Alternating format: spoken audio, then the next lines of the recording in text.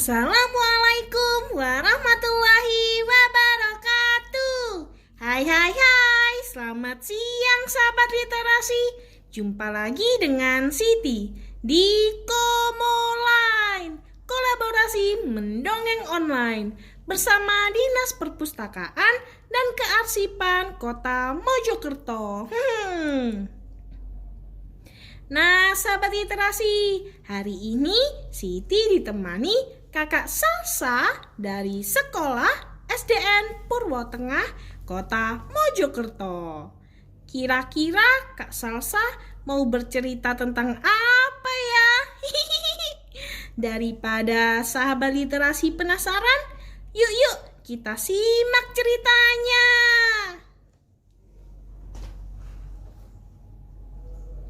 Assalamualaikum warahmatullahi wabarakatuh. Hai teman-teman, bagaimana kabar kalian? Hari ini saya akan bercerita untuk kalian. Cerita ini saya baca di perpustakaan karya Asep Subarnas.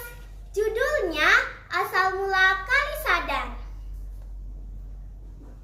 Dahulu kala, di daerah sekitar kali yang saat itu masih belum ada namanya di Kota Mojokerto dan masih menjadi satu wilayah dengan Kabupaten Mojokerto. Bermula dari peristiwa yang menimpa seorang suami bernama Trimo dengan istri dan ketiga anaknya. Mata pencaharian utama Trimo adalah bercocok tanam di sawah ladangnya. Tetapi kegemaran Trimo yang paling menyita waktu adalah memancing. Kegemaran memancing sering membawa masalah bagi keluarga, terutama istri dan ketiga anaknya. Kehidupan yang pas-pasan tidak membuat si Trimo menjadi lebih giat bekerja di sawah ladang, agar anak istrinya lebih kecukupan, bahagia, dan hidup tentram keluarganya. Malahan, si Trimo semakin hari semakin menjadi-jadi. Hampir seluruh waktunya dihabiskan di atas perahu sambil memancing. Di suatu subuh, di sekitar kali masih gelap gulita. Belum ada lampu penerangan seperti sekarang.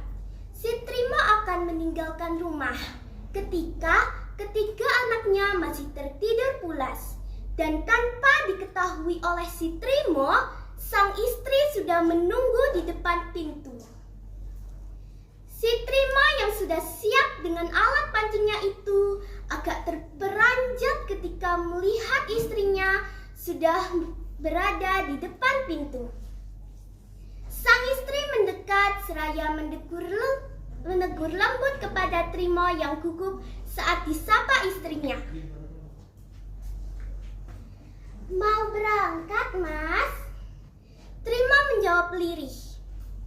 Iya, Di.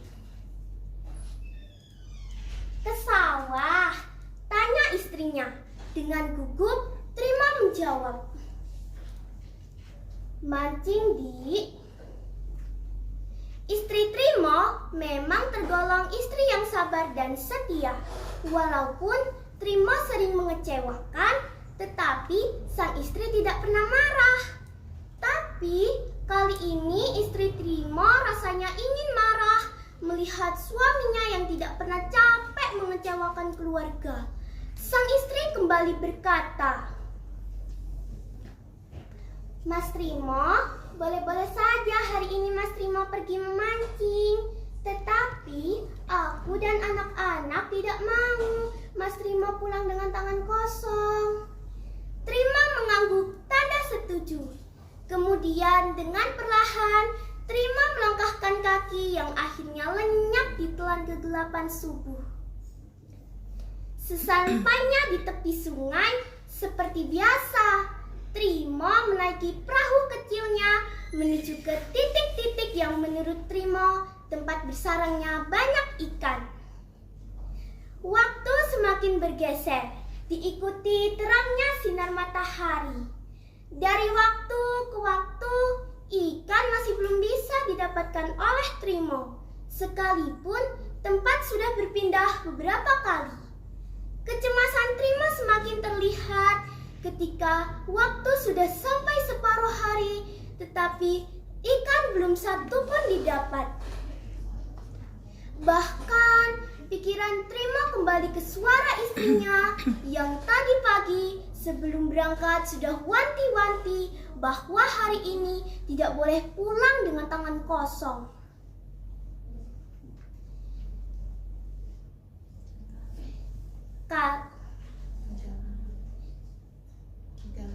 Kegalauan Trima semakin menjadi ketika sang matahari sudah mulai merebah ke arah barat. Perahu didayung lagi lebih jauh, semakin jauh sampai desa tempat Trima tinggal tak terlihat lagi.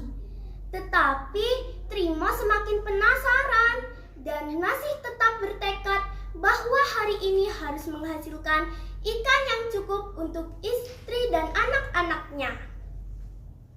Pada akhirnya, sampailah Trima pada saat yang betul-betul ditakuti.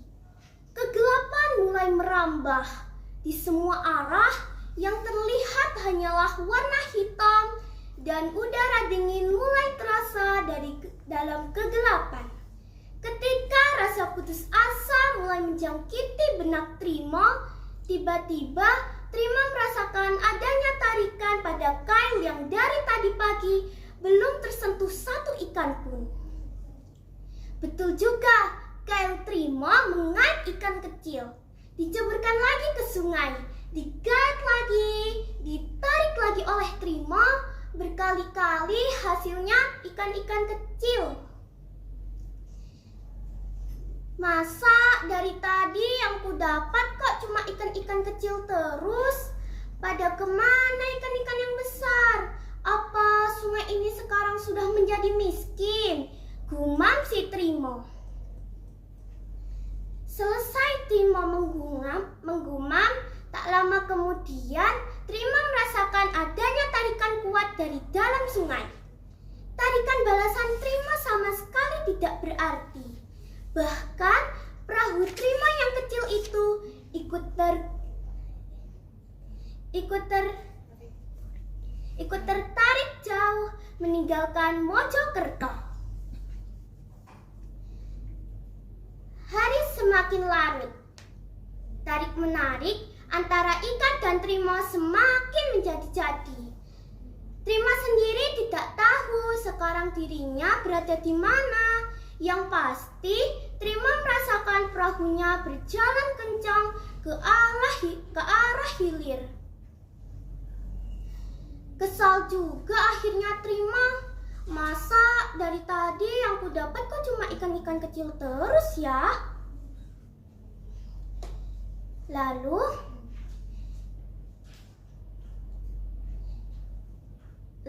muncullah suara dari dalam sungai yang seram dan menakutkan.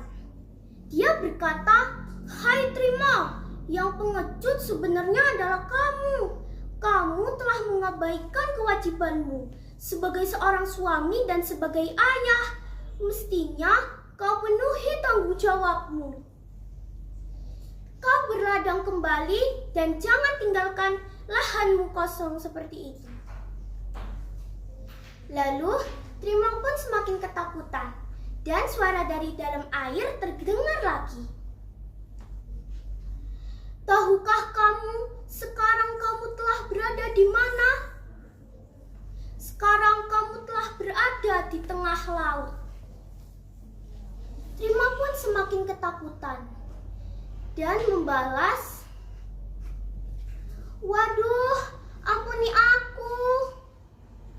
Aku ingin kembali ke Mojokerto. Aku bersumpah tidak akan lagi mengabaikan kewajibanku sebagai seorang suami dan sebagai ayah. Aku akan penuhi tanggung jawabku. Aku akan berladang kembali dan tidak akan menghabiskan waktuku lagi untuk memancing." Dan kata-kata sadar itu terdengar sampai kota Mojokerto. Nah, pada saat itulah Sungai yang tadinya belum ada namanya, sekarang akhirnya mempunyai nama, yaitu Kali Sadar. Demikian cerita rakyat yang bisa saya sampaikan. Terima kasih ya. Dadah. Wow, jadi seperti itu ya asal-usul Kali Sadar. Kita beri tepuk tangan dulu untuk Kak Salsa. Nah, sampai di sini dulu ya. Siti menemani sahabat literasi. Terima kasih sudah menonton Komo Line hari ini. Sampai jumpa lagi di Komo Line selanjutnya. Salam literasi. Literasi untuk kesejahteraan. Bye-bye.